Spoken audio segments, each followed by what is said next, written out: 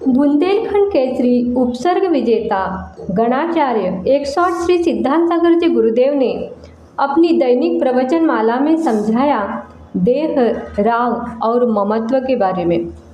सबसे अधिक महत्वपूर्ण बात तो यह है कि अपनी आत्मा में आत्म स्वरूप के अज्ञान और मोह के कारण भौतिक सुख और भौतिक सुख की सामग्रियों पर तीव्र राग भरा हुआ है। शरीर के प्रति रहे तीव्र राग के कारण ही व्यक्ति सब कुछ छोड़ने के लिए तैयार हो जाता है। शरीर में डायबिटीज हो जाए तो डॉक्टर की सलाह पर सभी मीठे पदार्थ त्याग देता है। हार्ट की बीमारी हो जाए तो गरिष्ठ भोजन, घी आदि सब कुछ छोड़ देता है।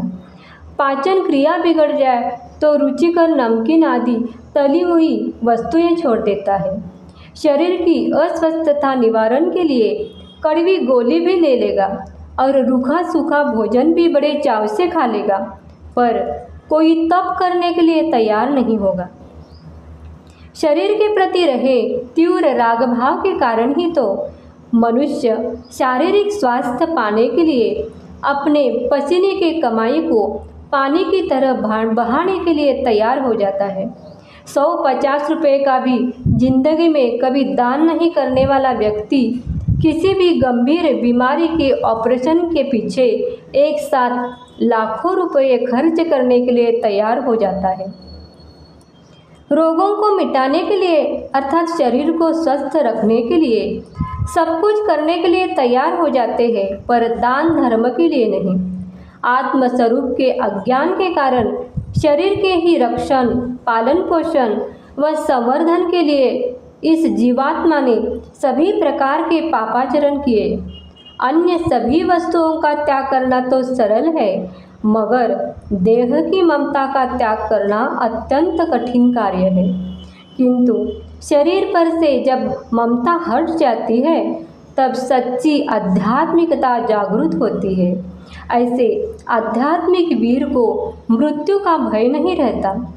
एक बात स्पष्ट है कि जिस वस्तु पर हमें तीव्र राग भाव या ममत्व होता है, उसी वस्तु के वियोग व नाश में हमें दुख की अनुभूति होती है, और जिस वस्तु पर हमें कोई ममत्व नहीं हो, उस वस्तु के नाश की न तो हमें कोई चिंता होती है और न ही उसके वियोग में हमें पीड़ा का अनुभव होता है।